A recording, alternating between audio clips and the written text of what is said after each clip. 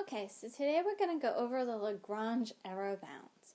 What you guys copied in the do now, it says here that there's a remainder R of x, or n of x, in Taylor's theorem that satisfies this inequality. So Taylor knew that our function f of x, our true function, is going to be our p of x, the one we're approximating, and it's going to be a little bit off. So there's some sort of remainder, we'll call r of x. And it was Lagrange that came over and realized or discovered from Taylor's theorem that the length of this, or the absolute value of that remainder, has got to be less than or equal to the maximum, m being the max here, value, times what is very similar to what we're using for an error bound in the alternating series, our first unused term. Okay, so this may look like a term that is in a Taylor polynomial. So that comes in handy, and it's also handy that we're familiar with the alternating series error bound because it'll make more sense to this. So in the last lesson we were talking about Taylor polynomials and Taylor series, and we had a curve and we used a different curve to kind of approximate it. So there is going to be some sort of error distance away from the center. So if we were trying to find a little bit away from the center, we don't want to go too far, this error right here is like that r of x. That's our remainder. And like I said, there's a distance to it, so that's why we use like an absolute value. All right, so what happens when we use the error bounds, is that we don't get the exact difference, but we do get some sort of idea as to what it is. So we don't know the error. We do need the first unused term, just like in the alternating series error bound. And a couple things. Sometimes you're given the actual graph to see like what that max is. And if you remember, like I'm trying to draw sine here from our last example. If you're working with sine or cosine, the maximum value is going to be 1. And sometimes we're actually told what the maximum value is in the problem. So let's take a look at an example and see which one of these it kind of falls into, and let's see if we can figure out that error bound, the Lagrange error bound. Okay, so here we go. It tells us to let f of x equal the sine of the quantity 3x minus pi over 6, and let p of x be the third degree Taylor polynomial for f at about x equals 0. Okay, seems like a typical first response problem. A, find p of x. B, use the Lagrange error bound to show that the absolute value of f of 0.2 minus p of 0.2 would be less than 0.01. Okay. So in this particular case, we weren't given the graph or told the maximum value, but in this case, we are working with sine. Now let's try to do part A first. Okay, so we're given a function. We know we need the third degree, and it's when x is equal to 0. All right, so it's very similar to the last time that we worked this out. So we need f. We're going to need f prime of x, f double prime of x, and f triple prime of x to work with here. for part A. So f prime of x, we're going to have to do chain rule. So this is going to be 3 cosine of 3x minus pi over 6. Okay, f double prime, I'm going to need to use chain rule again. So this is going to be negative 9 sine of 3x minus pi over 6. And f triple prime of x, once again with chain rule, we're going to get negative 27 cosine of 3x minus pi over 6.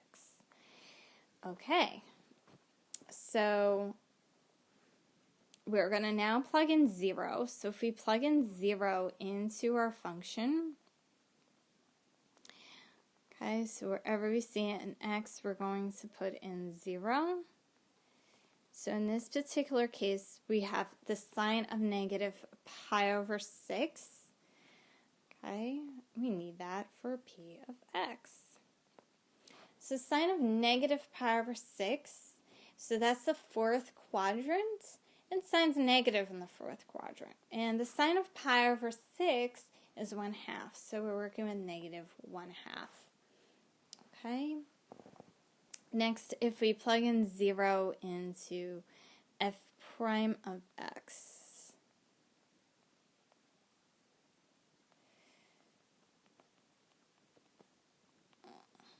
okay, so now we're going to be working with cosine of a negative pi over 6. Cosine is positive in the fourth quadrant. The cosine of pi over 6 is radical 3 over 2. So we're going to get 3 radical 3 over 2. It was positive, so let me put a plus sign there. And first it was like x to the 0 power over 0 factorial. Here we're going to have x. It was centered at 0, so it's just x. Okay, to the first power over 1 factorial. Okay, if you want, you could write that. You don't have to. I wrote a plus sign, but it may not be plus. Let's see what we get when we plug in 0 for f double prime.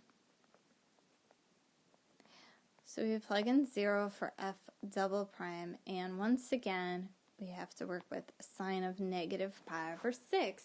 That's a negative answer. It's negative 1/2, but we're multiplying it by 9. So it's going to be 9/2. It's going to be x to the second power over 2 factorial. Okay, so let's leave it like that. And I'm running out of space. So let's see if I could fit this in here. We need f triple prime of 0. I could fit that in.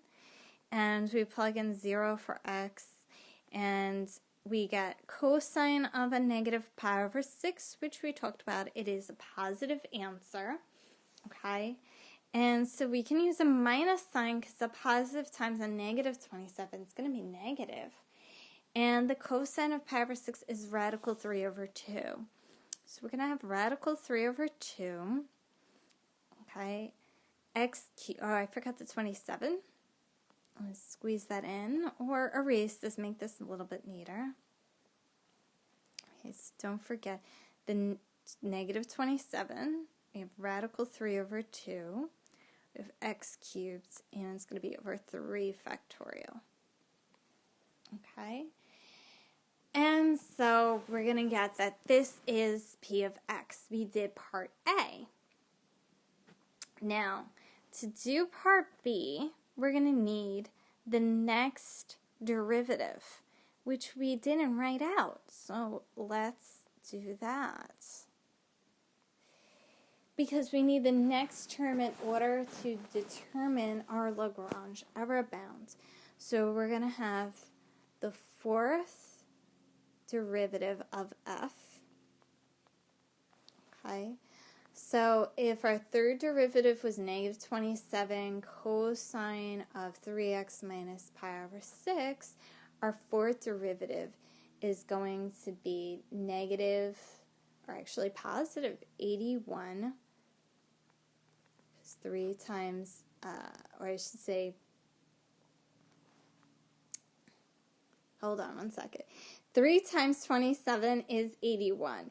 It's positive because we're going to have a cosine derivative, and that's negative sign. So that made the negative 27 a positive 27 because I did the outside. Derivative of the inside means to multiply the 3 by the 27. So I was trying to do outside and inside at once, but then I had to explain it separately. So hopefully that makes sense to you. Okay, so that is our fourth derivative. And if we plug in 0,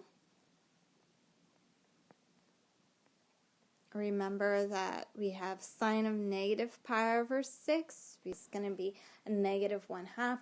So our answer here,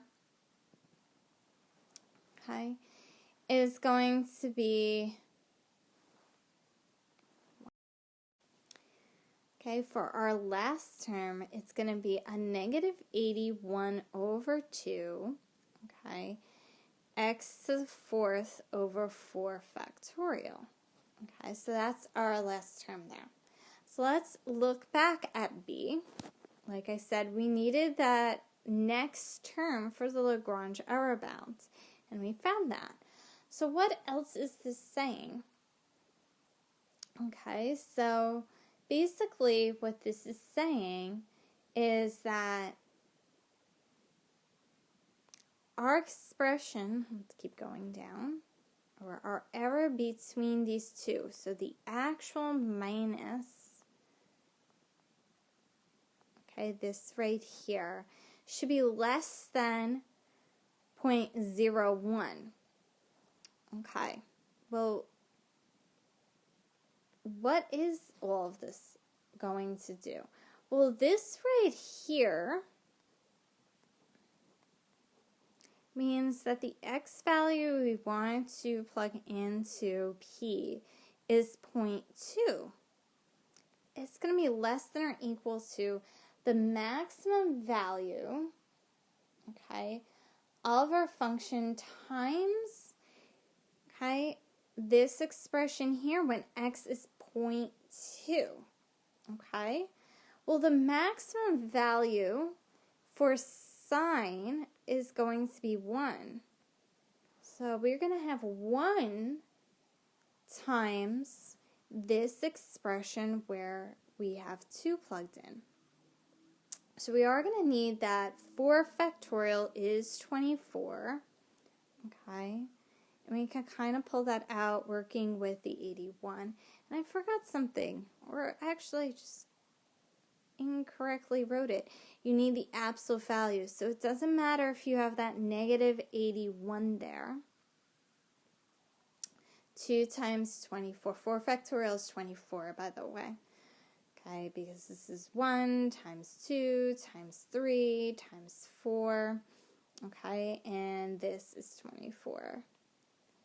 So if I pull that out and multiply it with the negative 81 over 2, then I'm going to have negative 81 over 48. Don't worry, we'll work that out later. And 0.2 to the 4th power. Again, all in that absolute value.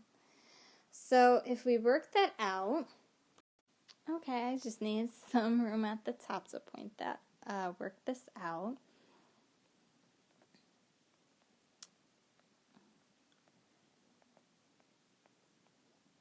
Okay, so 1 times the absolute value of this expression is just going to be the absolute value of that. And I'm just going to leave this for right now. Or you can put 3 into both. 3 goes into both of those. The 0.2 to the 4th power is 0.2 times 0.2, which is 0.04 times 0.04. So this gives us 0.0016. Okay, so we can write that as a fraction if we want. Let's see where we're going to go. So like I said, we're going to have the absolute value. Let's simplify. 3 goes into 81. Okay, so that's going to be 27 over 8. And if you want, you can rewrite this as a fraction if you want to work with your fractions. So it'd be 16 over 10,000, which 16 can go into 10,000, so it's 1 over 625. We can get rid of the negative. We can multiply. So we end up getting this answer. So whatever the difference is between our actual and our approximate, it's going to be less than or equal to 27 over 5,000. Okay? So if you want, you can divide that. It becomes 0.0054. All right. Well, if that's our error, 0.0054 is less than what they're saying, 0.01. And this is how you have to leave your answer, that comparison. So we use the Lagrange error bounds, okay, to show that this is true. So make sure that this is your answer, and when you're using Lagrange error bound, figure out the max either by what's given to you by a graph or the fact that it's sine or cosine. Some other necessary computations are needed, but they're not too bad. It's not something you can't figure out or write out on paper. You could leave it in fraction form. You don't have to leave it in decimal form. I just want to make it a decimal because that's what they gave us. So I like to be consistent. So keep practicing your derivatives. Okay, good luck, have fun, and let me know how it goes.